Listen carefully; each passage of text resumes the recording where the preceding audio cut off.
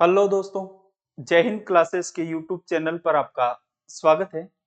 दोस्तों, अपन बात कर रहे थे हिंदी के बारे में।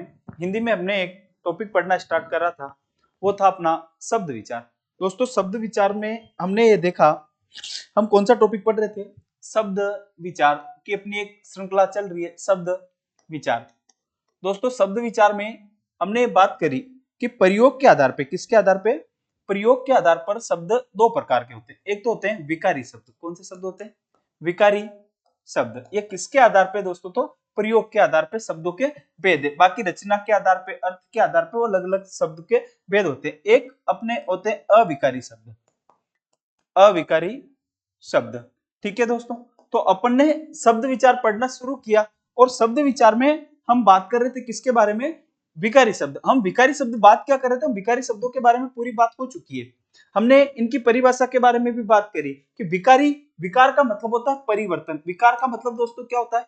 परिवर्तन। मतलब ऐसे शब्द जो लिंग, वचन, कारक, काल आदि के आधार पर परिवर्तित होते हैं, वो तो क्या कहलाते हैं? विकारी शब्द। और आज हम बात करेंगे वैसे किसके बारे में? अविकारी शब्द के बारे में। अविकारी शब्द किसे कहेंगे? तो ऐसे शब्द जो लिंग, वचन, कारक, काल आदि के आधार पर परिवर्तन नहीं होते हैं, वो क्या कहलाते हैं? अविकारी शब्द। दोस्तों, हम विकारी शब्द देखे थे हमने कि विकारी शब्द चार प्रकार के होते हैं। कौन कौन से?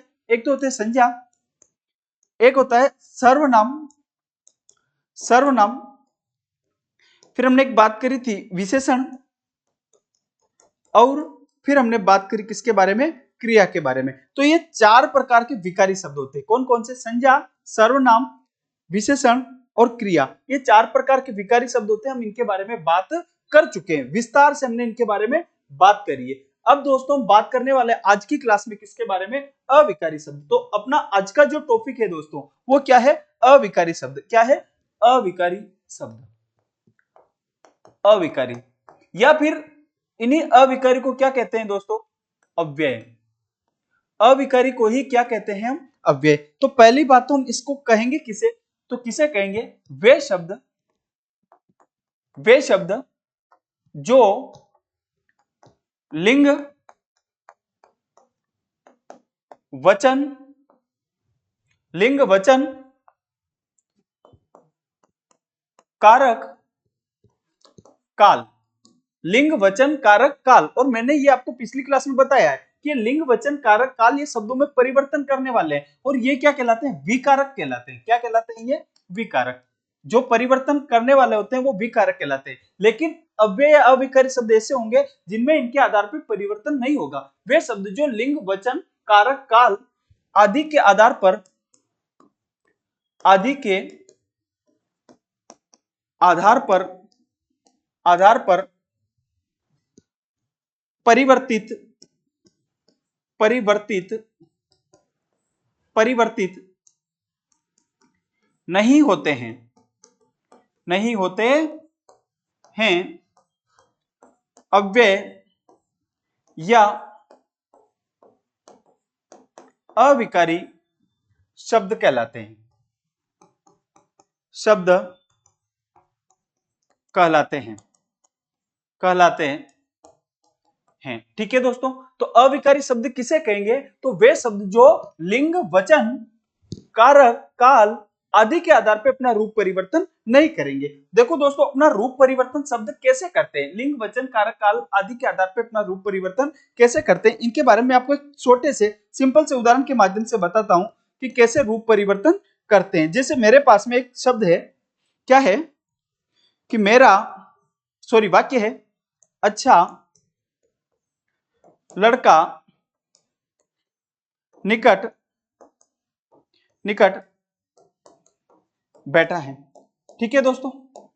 अब ये जो वाक्य है ना दोस्तों, ये वाक्य आप देखो, आपको क्रिया, क्रिया है, इसमें क्रिया क्या है? बैठना क्रिया है। और आपको इस क्रिया से पता चलेगा कि ये पुल्लिंग का वाक्य है। किसका वाक्य है भाई? वाक्य किसका है? ये पुल्लिंग का, क्योंकि बेटा है। अगर स्त्रीलिंग का होता तो बेटा बेटी होता। अब मैं इसी वाक्य का लिंग चेंज करता हूं तो इसमें जिन जिन में परिवर्तन हो जाएगा वो तो क्या है? विकारी। और जिनमें परिवर्तन नहीं होगा वो क्या होगा? अपना अविकारी। अब मैं इस वाक्य का लिंग चेंज करूं तो मैं इस वाक्य को किस में बनाऊंगा? स्त्रीलिंग में बनाऊं। तो देखो, स्त्रीलिंग करूंगा तो क्या हो जाएगा? मेरी अच्छी, अच्छी लड़की निकट बैठी हैं। ठीक है दोस्तों, क्या बना, इसको थोड़ा सा ऊपर ले लेते हैं, समझने में आसानी होगी। क्या है दोस्तों अपने ये, मेरा अच्छा लड़का निकट बैठा है, इसी को अब मैंने क्या कर दिया, इसका लिंग चेंज किया और उसको स्त्रीलिंग में किया, तो मेरी अच्छी लड़की निकट बैठी है। अब दोस्तों इसमें देखो आप किस किस में परिवर्तन हुआ, मेरा का मेरी हो गया, अच्छा का अच्छी हो गया, लड़का का लड़की हो गया, और बेटा है का बेटी है हो गया। ठीक है दोस्तों, और इसमें देखो इसमें कोई परिवर्तन नहीं हुआ। अब देखो हमने बात करी ना, जिन शब्दों का प्रयोग हम संज्ञा के स्थान पे करते हैं वो शब्द क्या कहलाते हैं, सर्वनाम कहलाते हैं। अब मेरी बेटी है, मेरी लड़की है, उसका कुछ न कुछ नाम है, मैंने उसका नाम नहीं लिख के उसकी जगह मेरा मेरी लिख दिया, तो ये क्या है, सर्वनाम है। अब देखो फिर हमने आगे बात करी थी एक टॉपिक के बारे में कि जो संज्ञा या सर्वनाम की विशेषता बताते हैं वो क्या कहलाते हैं, विशेषण कहलाते हैं। तो देखो इसमें संज्ञा क्या है, लड़की और लड़का, ये क्या है, संज्ञा है। संज्ञा भी कौन सी संज्ञा है दोस्तों, जातिवाचक संज्ञा है। तो यहाँ पे इस जातिवाचक संज्ञा की विशेषता किसके द्वारा बताई जा रही है, अच्छा और अच्छी के द्वारा बताई जा रही है। और जो शब्द विशेषता बताते हैं वो शब्द दोस्तों क्या कहलाते हैं, विशेषण कहलाते हैं। वो शब्द क्या कहलाते हैं, विशेषण कहलाते हैं। तो विशेषण में भी परिवर्तन हुआ। और हमने लास्ट क्लास में ये बात करी, क्रिया किसे कहते हैं, जहां किसी कार्य का होना या करना पाया जाता है वो क्या कहलाता है, क्रिया कहलाता है। और यहाँ पे बैठने की क्या हो रही है, क्रिया हो रही है। तो देखो दोस्तों इनमें परिवर्तन हुआ ना, ये लिंग के आधार पर परिवर्तन हो गया,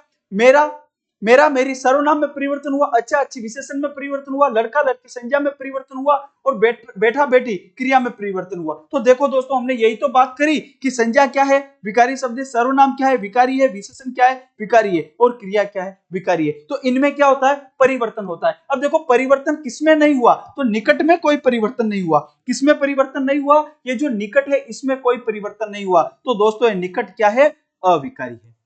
ये क्या है, अविकारी है, अविकारी, या फिर हम इसी को क्या कहेंगे, अव्यय कहेंगे। दोस्तों अब आपको ये बात पूरी जो परिभाषा थी ना वो अच्छे से समझ में आ चुकी होगी। देखो अपनी परिभाषा क्या थी, परिभाषा यही थी ना, ये रही परिभाषा, कि वे शब्द जो लिंग वचन कारक काल आदि के आधार पर परिवर्तित नहीं होते हैं अव्यय या अविकारी कहलाते हैं। तो मैंने यहाँ पे इनमें से कोई से भी एक आधार पे परिवर्तन होना चाहिए। मैंने ये यहाँ पे लिंग चेंज करके आपको ये बताया कि हमने लिंग चेंज किया। अब इसका वचन भी चेंज कर ले, तो देखो ये एक वचन का वाक्य, इसको बहुवचन में करेंगे, मेरे अच्छे लड़के निकट बैठे हैं। तो इसमें भी मेरा का मेरे हो जाएगा, अच्छा का अच्छे हो जाएंगे, लड़का का लड़के हो जाएगा, निकट में कोई परिवर्तन नहीं होगा, और बेटा का बैठे हो जाएगा। तो वचन के आधार पे भी इस वाक्य में देखो परिवर्तन हो रहा है, लेकिन किसमें परिवर्तन नहीं होगा, निकट में कोई भी परिवर्तन नहीं होगा। किसमें परिवर्तन नहीं होगा दोस्तों, तो निकट में कोई भी परिवर्तन नहीं होगा। तो अपना निकट क्या है, अव्यय या फिर अविकारी है। निकट क्या है, अव्यय या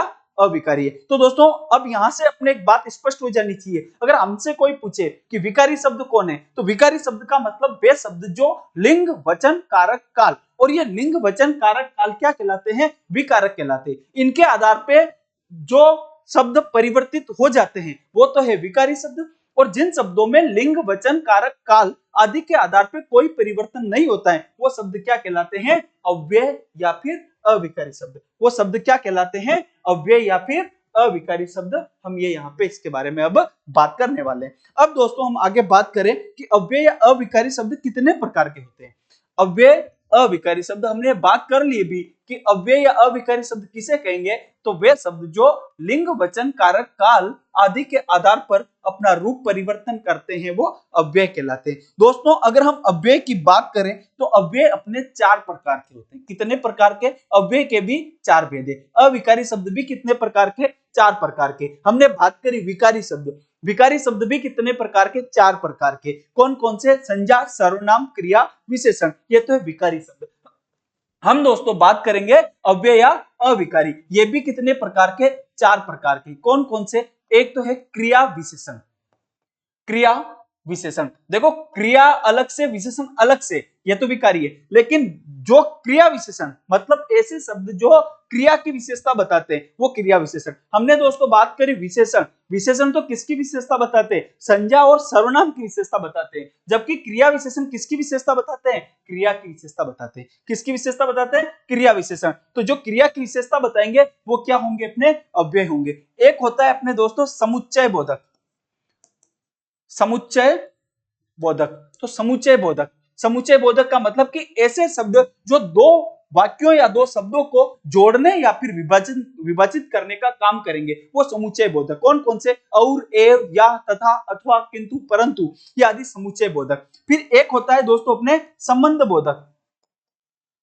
संबंध बोधक, संबंध बोधक अव्यय कौन से होंगे? जो दो संज्ञाओं या फिर दो वाक्यों के मध्य में संबंध बताएंगे, जैसे के पास, के निकट, के दूर, ये आदि शब्द कौन से होंगे? संबंध बोधक होंगे। और एक अपने शब्द हैं विस्मयादि बोधक, विस्मयादि बोधक, विस्मयादि बोधक, जो कि अपने मनोविकारों को प्रदर्शित करते हैं। इनके द्वारा हम अपने मन के भाव, जैसे कि अधिक दुख है, सुख है, हर्ष है, शोक है, ठीक है, उल्लास है, ऐसे अपने मन, भय है, ऐसे मनोविकारों को जो बताएंगे वो क्या होंगे? अपने अव्यय विस्मयादि बोधक शब्द होंगे। तो दोस्तों हमने बात करी कि अव्यय या अविकारी शब्द कितने प्रकार के होते हैं। तो अव्यय या अविकारी शब्द 4 प्रकार के होते हैं। कौन कौन से? एक तो क्रिया विशेषण, समुच्चय बोधक, संबंध बोधक, विस्मयादि बोधक। सिंपल सा शब्द कि अव्यय या अविकारी शब्द कितने प्रकार के? 4 प्रकार के। कौन कौन से? क्रिया विशेषण, समुच्चय बोधक, संबंध बोधक और विस्मयादि बोधक। विकारी शब्द कितने प्रकार के? 4 प्रकार के। कौन कौन से? संज्ञा,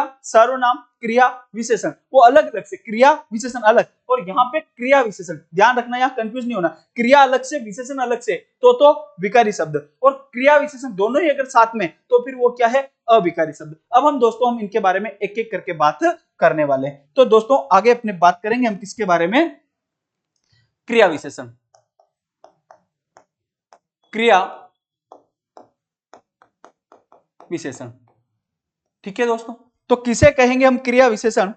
तो वे विकारी शब्द, वे विकारी कहां दोस्तों? अविकारी शब्द, वे अविकारी शब्द जो क्रिया की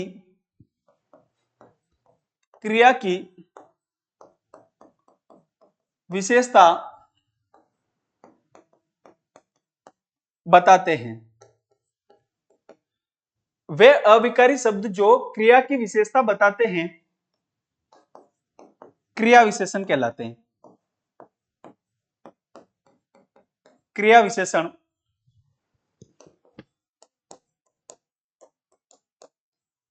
कहलाते हैं। क्या कहलाएंगे दोस्तों? वो क्रिया विशेषण कहलाएंगे। कैसे क्रिया की विशेषता बताएंगे? देखो हम एक वाक्य के माध्यम से इसको समझते हैं। जैसे घोड़ा तेज चलता है, ठीक है। अब आपको क्रिया विशेषण पहचान करना है, तो आपको, हम क्रिया पढ़ चुके, क्रिया पता होना चाहिए। क्रिया क्या है इसमें? चलना क्रिया है, चलना क्रिया है, ठीक है। अब उस क्रिया की चलने की विशेषता क्या है भाई? एक तो तेज चलता है, एक हो सकता है धीरे चलता है। तो ये तेज उस चलने की विशेषता है। ये किसी यहाँ पे संज्ञा सर्वनाम की विशेषता नहीं बता रहा है, बल्कि तेज किसकी विशेषता बता रहा है? चलने की विशेषता बता रहा है। तो ये तेज क्रिया विशेषण है। तेज क्या है? क्रिया विशेषण है। और क्रिया विशेषण एक दोस्तों क्या होता है? अव्यय या फिर अविकारी होता है। आप इस वाक्य का लिंग चेंज करके देख लो, घोड़ी तेज चलती है। घोड़ी, हमने लिंग चेंज किया ना, तो तेज का तेजी नहीं हुआ, तेज का तेजी रहा ना। क्यों रहा तेज का तेजी? क्योंकि ये क्रिया विशेषण है, और क्रिया विशेषण एक क्या होता है? अव्यय होता है, ठीक है दोस्तों। तो ये क्रिया विशेषण वे शब्द जो क्रिया की विशेषता बताते हैं वो क्या कहलाते हैं? क्रिया विशेषण कहलाते हैं। और विशेषण किसे कहते हैं? वे शब्द जो संज्ञा सर्वनाम की विशेषता बताते हैं वो विशेषण कहलाते हैं। और विशेषण एक विकारी शब्द है, जबकि क्रिया विशेषण एक अविकारी शब्द है। अब दोस्तों हम आगे अगर बात करें तो क्रिया विशेषण के 4 भेद होते हैं। क्रिया विशेषण के 4 भेद होते हैं। क्रिया विशेषण के कितने भेद है? वापिस 4 भेद है। दोस्तों अपन ने बात करी कि एक तो हमने सबसे पहले किसके बारे में बात करी कि अव्यय के 4 भेद है। फिर हम उसके अंदर बात कर रहे हैं कि क्रिया विशेषण, और क्रिया विशेषण के भी 4 भेद है। कौन कौन से 4 भेद है दोस्तों क्रिया विशेषण के? एक तो होता है रीतिवाचक, रीतिवाचक क्रिया विशेषण, रीतिवाचक क्रिया विशेषण, रीतिवाचक क्रिया विशेषण, कालवाचक क्रिया विशेषण, कालवाचक क्रिया विशेषण, स्थानवाचक क्रिया विशेषण, स्थानवाचक क्रिया विशेषण, और एक होते हैं परिमाणवाचक क्रिया विशेषण, परिमाण वाचक क्रिया विशेषण, वाचक क्रिया विशेषण। अब देखो दोस्तों, हम इनके बारे में केवल मैं आपको यही बता देता हूं कि उनको हम इनकी परिभाषा नहीं लिखेंगे। परिभाषा क्यों लिखेंगे कि वैसे ही आप सबको पता होगा वैसे, है ना, कि रीतिवाचक क्रिया विशेषण किसे कहते हैं। रीति का मतलब होता है सिंपल सा, अगर हम बात करें कि रीति का मतलब क्या है, तो रीति का मतलब होता है तरीका। रीति का मतलब क्या होता है, तरीका। तो रीतिवाचक क्रिया विशेषण किसे कहेंगे, वे क्रिया विशेषण जो क्रिया के घटित होने के तरीके का बोध कराते हैं, वो क्रिया के घटित होने के तरीके का बोध कराते हैं, वो क्या कहलाते हैं, रीतिवाचक क्रिया विशेषण। अभी हमने एक उदाहरण की बात करी कि घोड़ा तेज चलता है, घोड़ा तेज चलता है, तो ये तेज उसके चलने का तरीका है कि धीरे चलता है, तेज चलता है। तो अब बताओ मुझे, तेज में एक तो पूछे क्रिया विशेषण है, तो क्रिया विशेषण, लेकिन क्रिया विशेषण में भी कौन सा है, तेज, तो फिर ये कौन सा हो गया, रीतिवाचक क्रिया विशेषण हो जाएगा, क्योंकि उसके चलने का तरीका बता रहा है। एक होता है कालवाचक क्रिया विशेषण। कालवाचक का काल का मतलब होता है दोस्तों समय, जो ऐसे क्रिया विशेषण जो क्रिया के घटित होने के समय का बोध कराएंगे, जैसे वह अभी चला गया, अभी चला गया। अब चलना क्या है दोस्तों, इसमें क्रिया है, और वह कब चला गया, अभी चला गया, तो अभी ये क्या है, समय का बोध करा रहा है। वह कुछ देर पहले चला गया, वह अभी चला गया, वह तुरंत चला गया, ठीक है। तो ये आदि क्या होंगे, आपके कालवाचक क्रिया विशेषण हो जाएंगे। एक होगा अपने स्थानवाचक क्रिया विशेषण। स्थानवाचक क्रिया विशेषण वो होंगे जो क्रिया के घटित होने के स्थान का बोध कराएंगे, मतलब क्रिया कहां पे घटित हुई, वह अंदर बैठा है, वह अंदर बैठा है।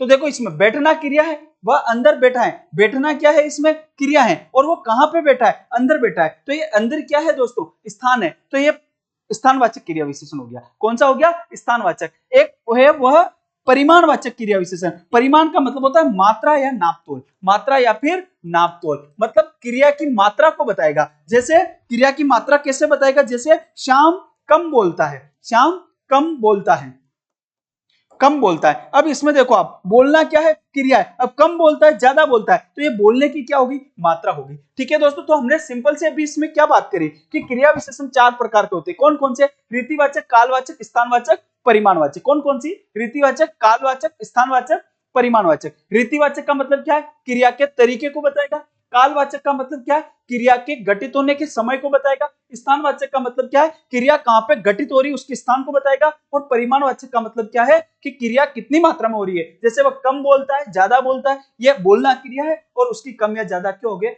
परिमाणवाचक विशेषण हो गए। तो दोस्तों, अभी हम और इसको थोड़ा आगे अच्छे से लिख लेते हैं। देखो, अभी जैसे मैं एक वाक्य देता हूं आपको, जैसे वह अभी यहां, वह अभी यहां, वह अभी यहां से जरा चुपके से चला गया। ठीक है दोस्तों, देखना, अभी एक वाक्य चला गया, वह अभी यहां से जरा चुपके से चला गया, वह अभी यहां से जरा चुपके से चला गया। अब इसमें क्रिया क्या है, मुख्य क्रिया चलना, चलना क्रिया है। अब देखो, इसमें कौन कौन से क्रिया विशेषणों का प्रयोग हुआ है, अगर हम उसके बारे में बात करें। चलना क्रिया है, अभी यहां से चुपके से, चुपके से, ये क्या है दोस्तों, तरीका हो गया ना, भाई कैसे गया, वो चुपके से गया, तो तरीका हो गया, तरीका हो गया, तो रीतिवाचक है। कौन सा है ये, रीतिवाचक क्रिया विशेषण है। जरा, जरा मतलब परिमाणवाचक, थोड़ा सा, परिमाणवाचक क्रिया विशेषण।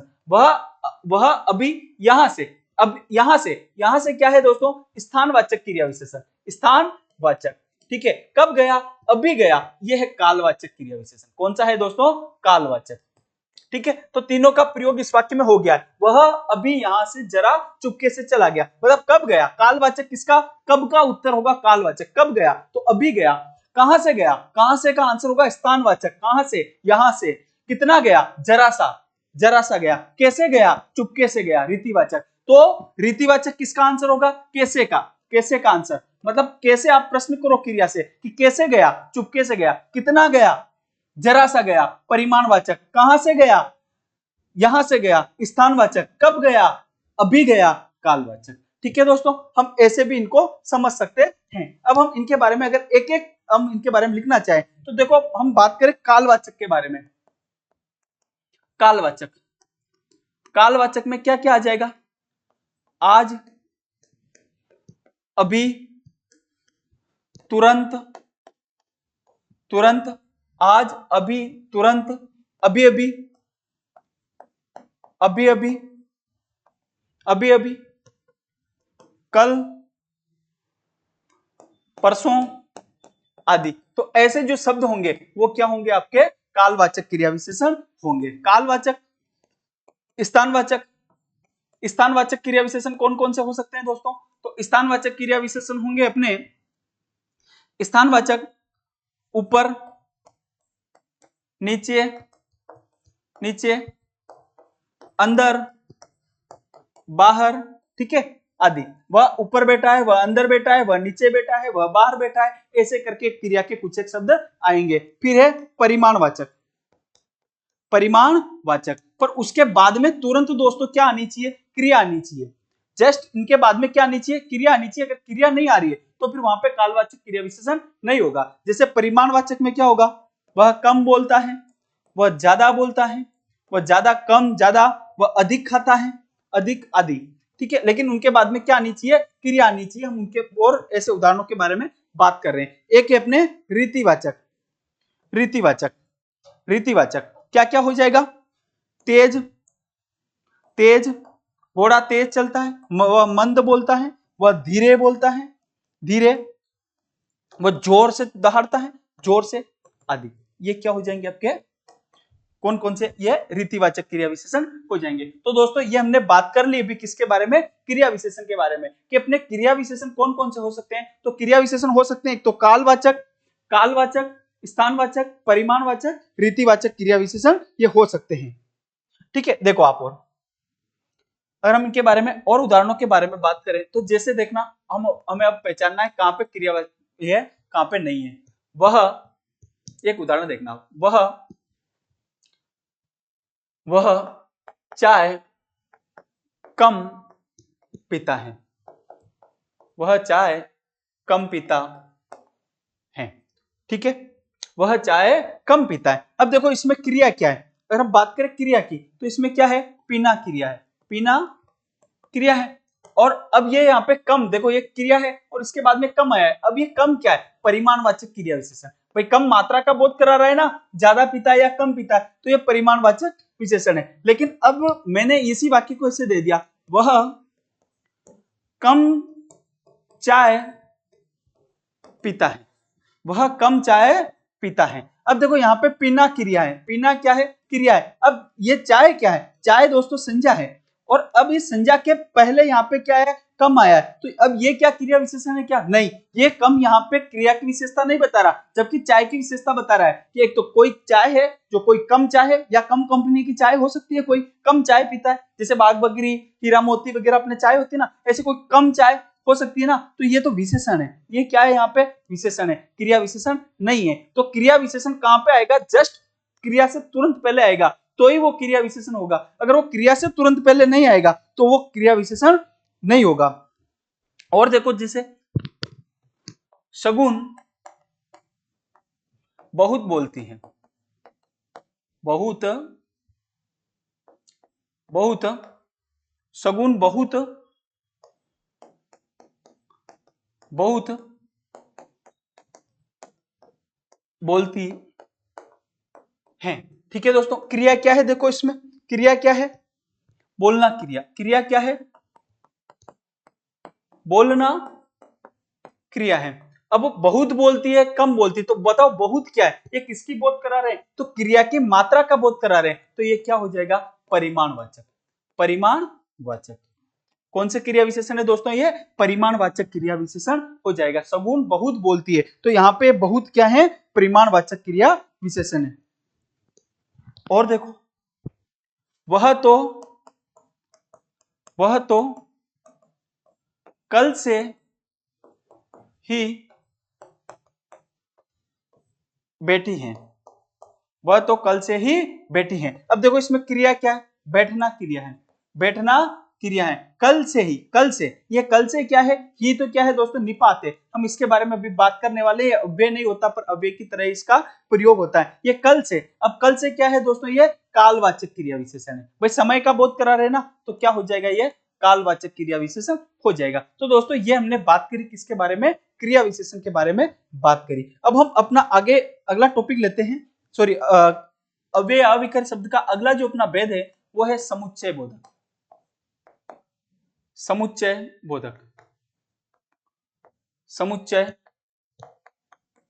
बोधक, समुच्चय बोधक अव्यय या फिर अविकारी शब्द दोस्तों किसे कहेंगे, तो किसे कहेंगे, वे अव्यय, वे अव्यय या अविकारी शब्द जो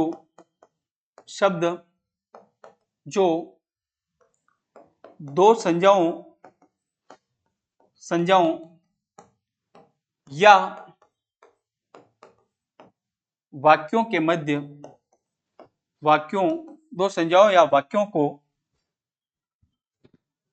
को संयोजित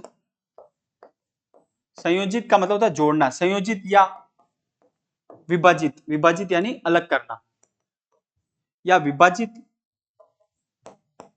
करने के लिए प्रयोग किए जाते हैं, प्रयोग किए जाते हैं। समुच्चय बोधक अव्यय कहलाते हैं। अव्यय या उन्हीं को क्या कहेंगे, अविकारी, अव्यय या अविकारी कहलाते हैं। ठीक है दोस्तों, समुच्चय बोधक अव्यय किसे कहेंगे, वे अव्यय या अविकारी शब्द जो दो संज्ञाओं या वाक्यों को संयोजित या विभाजित, संयोजित का मतलब ही दोस्तों होता है जोड़ना, संयोजित का मतलब क्या होता है दोस्तों, जोड़ना, मतलब उसको क्या करेंगे, ये जोड़ेंगे। संयोजित या विभाजित, विभाजित का मतलब क्या होता है, अलग करने के लिए प्रयोग में किए जाते हैं, तो समुच्चय बोधक अव्यय कहलाते हैं। जैसे कौन कौन से होंगे दोस्तों, तो जैसे तथा, जैसे तथा, एवं, और, अथवा, विभाजित करेंगे, या, और, अथवा, या, किंतु, परंतु, पर आदि।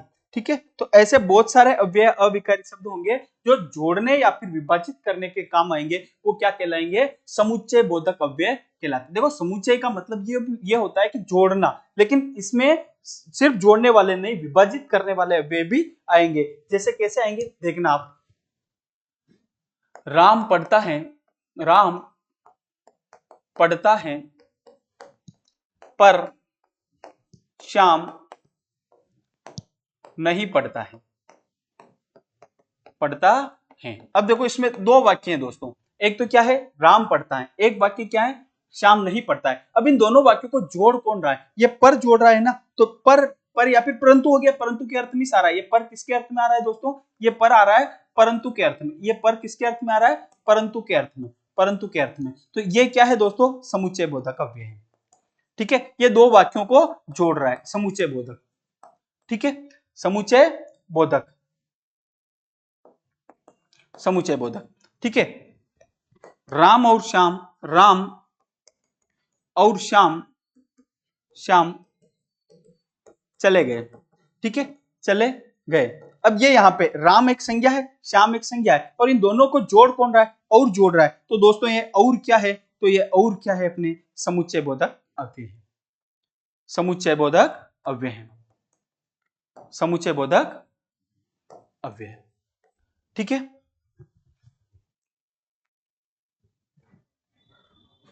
राम चला गया, चला गया, या नहीं गया। ठीक है, राम चला गया या नहीं गया, ठीक है, अब एक ये वाक्य राम चला गया, एक वाक्य राम नहीं गया, ये यहाँ पे नहीं आया पर ये राम के लिए आया ना, नहीं गया, राम चला गया, राम नहीं गया। अब इन दोनों को विभाजित कौन कर रहा है, या कर रहा है, तो ये या क्या है दोस्तों, समुच्चय बोधक है, समुच्चय बोधक है। ये या क्या है, समुच्चय बोधक है,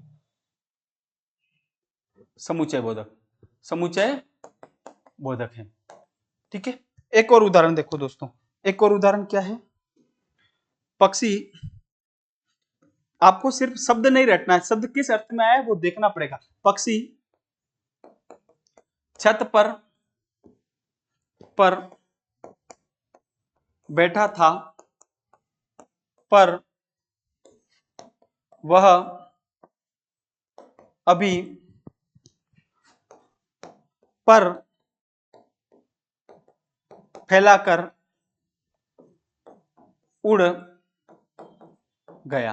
ठीक है दोस्तों, अब यहां पे देखना आप, यहां पे अपने क्या है, पक्षी छत पर बैठा था पर वह अभी पर फैलाकर उड़ गया। अब यहां पे आपको ये पूछे कि इसमें से कौन सा पर है, वो समुच्चय बोधक अव्यय है। तो दोस्तों हमें अब इसको क्या करना पड़ेगा, हमें समझना पड़ेगा। हम कोई शब्द रट के ये नहीं कर सकते कि यार पर तो कहीं पे भी आ जाए, कैसे भी आ जाए, किस भी कंडीशन में आ जाए, समुच्चय बोधक अव्यय होगा, नहीं होगा। आपको ये देखना पड़ेगा कि उसका किस अर्थ में वो आया है। अब देखिए ये बाकी इसमें 3 जगह पर आया है, क्या ये पर तीनों ही जगह समुच्चय बोधक अव्यय है, क्या नहीं है। देखो पक्षी छत पर बैठा है, अब ये पर क्या है, देखो यहाँ पे बैठना क्या है, क्रिया है, बैठना क्या है, क्रिया है, और कहां पे बैठा है, छत पर बैठा है। ये पर किसके अर्थ में आया है, ऊपर के अर्थ में आया है। छत के कहां पे बैठा है, ऊपर बैठा है। तो एक तो ये अपने क्या हो गया दोस्तों, क्रिया विशेषण, क्रिया विशेषण है। क्या ये, क्रिया विशेषण। क्रिया विशेषण में भी पूछे कौन सा है, तो स्थानवाचक, कौन सा है, स्थानवाचक। और ये क्रिया के आधार का बोध करा रहा है, तो क्या है दोस्तों, अधिकरण कारक है। अधिकरण में पे पर ऊपर, तो ये क्या हो गया, अधिकरण कारक हो गया। तो ये जो है ना, ये समुच्चय बोधक नहीं है। पक्षी छत पर बैठा था पर, अब ये यहाँ पे जो दूसरा पर है ना, ये पर परंतु के अर्थ में आया है। किसके अर्थ में आया, परंतु के अर्थ में। तो फिर ये क्या है दोस्तों, समुच्चय बोधक है, समुच्चय बोधक है। ठीक है, ये समुच्चय बोधक है। पर अभी वह पर फैलाकर, ये जो पर आया है ना, ये किसके लिए आया है दोस्तों, पंख के लिए आया है। और पंख एक क्या है दोस्तों, संज्ञा है। अब हमें इस प्रकार का वाक्य देख के वो क्या कर सकता है, किसी को रेखांकित करके हमसे पूछ ले कि बताइए इनमें से कौन सा समुच्चय बोधक अव्यय है, और उसने इसको रेखांकित कर दिया और आपने उसको समुच्चय बोधक अव्यय कर दिया, तो वो गलत हो जाएगा। क्योंकि ये समुच्चय बोधक अव्यय नहीं, बल्कि ये क्या है, यहाँ पे पर क्रिया विशेषण है। ये बैठना देखो क्रिया है, और इसने इस क्रिया की विशेषता बताई कि कहां पे बैठा है, छत पर बैठा है, छत के ऊपर बैठा है। तो ये तो क्या है, स्थानवाचक क्रिया विशेषण है। अगर हमने ये ध्यान नहीं रखा तो ये अपने क्वेश्चन गलत हो सकता है। अब ये यहाँ पे पर देखो, पक्षी छत पर बैठा था, वह अभी पर फैलाकर उड़ गया, मतलब पक्षी अभी पर फैलाकर उड़ गया। एक वाक्य सिंपल वाक्य ये हो गया, दूसरा सिंपल वाक्य ये हो गया, और ये दोनों ही सिंपल वाक्यों को जोड़ रहा है। जब कोई ऐसे शब्द जो समुच्चय बोधक अव्यय होते हैं, वो क्या काम करते हैं, दो सरल वाक्यों को जोड़ते हैं। और दो सरल वाक्य अगर समुच्चय बोधक अव्यय के द्वारा जुड़े हुए हो, तो दोस्तों वो कौन से वाक्य कहलाते हैं, वो संयुक्त वाक्य कहलाते हैं। तो ये एक संयुक्त वाक्य हो गया। और ये संयुक्त वाक्य कैसे हुआ, कि ये संयुक्त समुच्चय बोधक अव्यय के द्वारा जुड़ा हुआ है। और ये पर का यहाँ पे अर्थ क्या निकल रहा है, परंतु निकल रहा है। और ये जो यहाँ पे पर है, इसका अर्थ दोस्तों क्या निकल रहा है, पंख निकल रहा है। तो हमें इस प्रकार से समुच्चय बोधक अव्यय में भी हमें ध्यान रखना है। पर दोस्तों हम लकीर के फकीर कभी भी नहीं हो सकते। हमें शब्द रटने से अपना काम चलने वाला नहीं है। हमें वाक्य देखना पड़ेगा, वो किस परिप्रेक्ष्य में, किस उद्देश्य से वहां पे उसका प्रयोग हुआ है उस शब्द का, और उस हिसाब से उस शब्द का क्या अर्थ है। क्योंकि हमें शब्द का कोई भी एक निश्चित अर्थ नहीं हो सकता है। शब्द किस परिप्रेक्ष्य में कहा जा रहा है, उसके आधार पर हमें उसका अर्थ निकालना पड़ेगा। और यही तो होती है शब्द की शक्ति। और अपने हिंदी साहित्य में एक टॉपिक चलता है शब्द शक्ति, जिसमें हम 3 शब्द शक्ति पढ़ते हैं ना, अभिधा, लक्षणा और व्यंजना।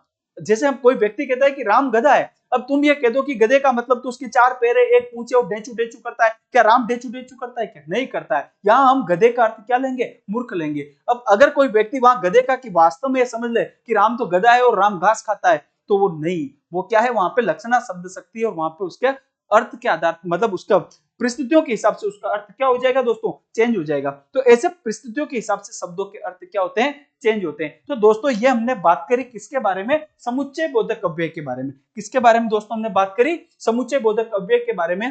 कि किसे कहेंगे वे अव्यय या अविकारी शब्द जो दो संज्ञाओं या दो वाक्यों को संयोजित करने का मतलब क्या है, जोड़ना, और विभाजित करने का मतलब क्या है, अलग करने के लिए प्रयोग किए जाते हैं, वो क्या होते हैं, अपने समुच्चय बोधक अव्यय होते हैं। ठीक है दोस्तों, अब हम बात करने वाले अपने किसके बारे में, संबंध बोधक अव्यय। किसके बारे में बात करेंगे हम, संबंध बोधक अव्यय। संबंध बोधक बोधक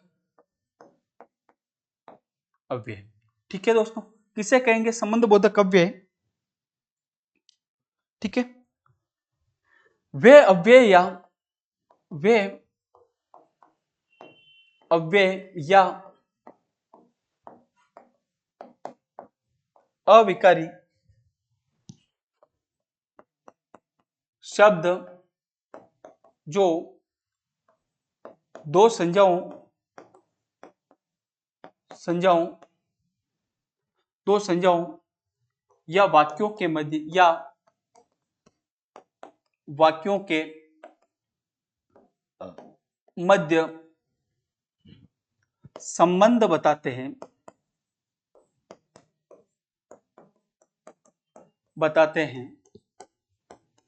संबंध बोधक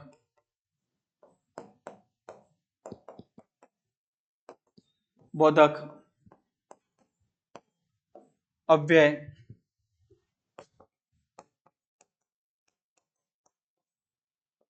कहलाते हैं। क्या कहलाएंगे वो, वे अव्यय या अविकारी शब्द जो दो संज्ञाओं या वाक्यों के मध्य संबंध बताते हैं संबंध बोधक अव्यय कहलाते हैं। जैसे जैसे के पास, से दूर, के निकट,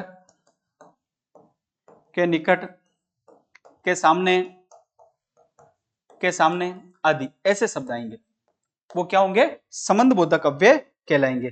जैसे कैसे, मेरे घर के पास श्याम रहता है। ठीक है, तो अब ये श्याम का रहना और कहां पे, मेरे घर के पास, घर और श्याम ये दो संज्ञा हैं और इनमें जो संबंध बताने का काम कर रहे हैं वो कौन संबंध बता रहे हैं, के पास। तो ये के पास दोस्तों क्या है, संबंध बोधक अव्यय है, संबंध बोधक अव्यय है। ठीक है, के सामने कैसे आएगा, मेरे घर के सामने, मेरे घर के सामने वाली खिड़की में, आपने गाना सुना होगा कि मेरे घर के सामने वाली खिड़की में एक चांद का टुकड़ा रहता है, एक चांद का टुकड़ा। ठीक है, वो रहता है, आगे पूरा गाना है वो, घर के सामने वाली खिड़की।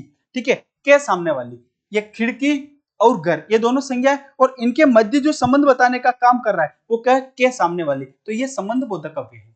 क्या है ये, संबंध बोधक अव्यय है, संबंध बोधक अव्यय है।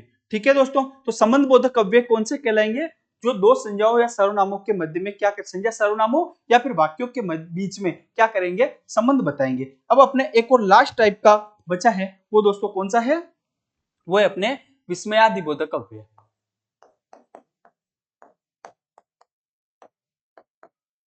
विस्मयादि बोधक अव्यय। ठीक है दोस्तों, विस्मयादि बोधक अव्यय किसे कहेंगे,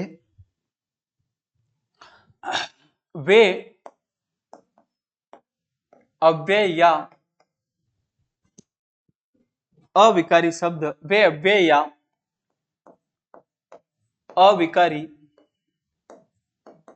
शब्द जो मनोविकारों मनोविकार कौन से, अर्थात मनोविकारों, वे अव्यय या अविकारी शब्द जो मनोविकारों अर्थात कौन कौन से, हर्ष, शौक, घृणा, आश्चर्य, आश्चर्य, आश्चर्य, उल्लास, भय आदि, ऐसे बहुत सारे मनोविकार होते हैं। ठीक है, भय आदि आदि को व्यक्त करते हैं, व्यक्त करते हैं विस्मयादि बोधक, विस्मयादि बोधक, बोधक अव्यय या अविकारी शब्द कहलाते हैं। क्या कहलाते हैं वो? अव्यय या फिर अविकारी शब्द कहलाएंगे। कौन से? जो अपने मनोविकार, कौन कौन से? हर्ष, हम वो हर्ष का मतलब होता है खुशी, शोक का मतलब होता है दुख। अगर हमें कोई दुख हो रहा है, हे राम ये क्या हो गया, हर्ष वाह शाबाश बहुत बढ़िया, ठीक है, घृणा छी, आश्चर्य अरे, उल्लास, ठीक है, उल्लास के भाव नहीं होते हमें, मजा आ गया ऐसे, भय अरे बाप रे, भय आदि को व्यक्त करते वो क्या कहलाते हैं? विस्मयादि बोधक अव्यय कहलाते हैं। जैसे देखो आप कैसे होंगे विस्मयादि बोधक अव्यय,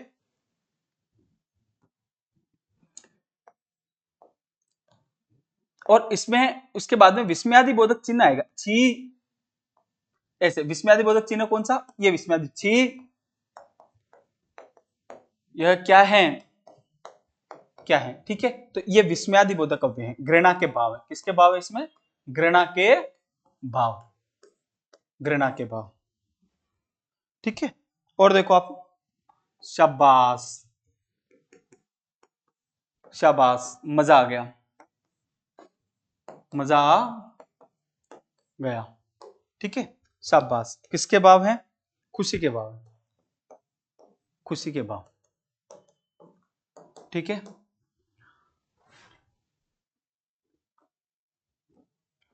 ठीक है, और देखो आप, अरे बाप रे, अरे बाप रे, अभी तो मर जाते हैं, अभी तो मर जाते, ठीक है। अचानक से आप कहीं जा रहे हो, सामने सांप आ गया, अरे बाप रे, अभी तो मर जाते हैं, ठीक है। ये किसके भाव है? भय के भाव, एक सेकेंड, किसके भाव है? भय के भाव, भय के भाव, ठीक है दोस्तों। तो ये हम बात कर चुके हैं किसके बारे में? अव्यय या अविकारी के बारे में। दोस्तों हमने ये बात करी कि जो अपने अव्यय होते हैं ना, अव्यय, अव्यय कितने प्रकार के होते हैं? तो हमने ये बात करी कि अव्यय 4 प्रकार के होते हैं। कितने प्रकार के अव्यय होते हैं? 4 प्रकार के अव्यय होते हैं। कौन कौन से होते हैं? क्रिया विशेषण, संबंध बोधक, समुच्चय बोधक और विस्मयादि बोधक। हमने सबसे पहले बात करना स्टार्ट करी कि अव्यय कितने प्रकार के होते हैं? 4 प्रकार के। कौन कौन से? क्रिया विशेषण, समुच्चय बोधक, संबंध बोधक, विस्मयादि बोधक। फिर हमने क्रिया विशेषण में देखा कि वे विकारी या अव्यय, जो वे अविकारी या फिर अव्यय शब्द जो क्रिया की विशेषता बताते हैं, क्रिया विशेषण कहलाते हैं। क्रिया विशेषण कितने प्रकार के होते हैं दोस्तों? 4 प्रकार के। कौन कौन से? कालवाचक जो क्रिया की घटित होने के समय को बताते हैं, स्थानवाचक जो क्रिया के होने के स्थान को बताते हैं, परिमाणवाचक जो क्रिया की मात्रा को बताते हैं, और रीतिवाचक जो क्रिया के होने के समय तरीके को बताते हैं, वो क्या कहलाते हैं? रीतिवाचक क्रिया विशेषण कहलाते हैं। फिर हमने दोस्तों बात करी समुच्चय बोधक। समुच्चय बोधक जो संयोजित करने या फिर विभाजित करने, जोड़ने या फिर अलग करने के लिए प्रयोग किए जाते हैं। कौन कौन से? और, एव, तथा, किंतु, परंतु, या, अथवा आदि समुच्चय बोधक अव्यय हैं। फिर हमने दोस्तों बात करी संबंध बोधक अव्यय। संबंध बोधक अव्यय कौन से होंगे? वे अव्यय या फिर अविकारी शब्द जो दो संज्ञा, सर्वनामों या वाक्यों को मध्य में संबंध बताते हैं, वो संबंध बोधक अव्यय कहलाते हैं। कौन कौन से होंगे वो? के पास, के निकट, से दूर, ठीक है, ऐसे वाले जो अव्यय होंगे वो संबंध बोधक अव्यय कहलाएंगे। फिर दोस्तों हमने बात करी विस्मयादि बोधक अव्यय। विस्मयादि बोधक अव्यय जो मनोविकारों को प्रदर्शित करते हैं। मनोविकार कौन कौन से? हर्ष, शोक, घृणा, भय, है ना, उल्लास, ये आदि के जो भाव बताते हैं वो विस्मयादि बोधक अव्यय कहलाते हैं। दोस्तों ये तो हुए 4 अविकारी शब्द। इनके अलावा एक शब्द ऐसे होते हैं जो अव्यय तो नहीं होते, लेकिन उनका प्रयोग किसकी तरह किया जाता है? अव्यय की तरह किया जाता है। वो क्या कहलाते हैं दोस्तों? वो कहलाते हैं निपात, ठीक है। अव्यय नहीं है पर अव्यय की तरह इनका प्रयोग होता है। निपात किसे कहेंगे? निपात किसे कहेंगे? किसी बात पर, किसी किसी बात पर विशेष बल भरने के लिए, विशेष बल भरने के लिए जिनका प्रयोग किया जाता है, प्रयोग किया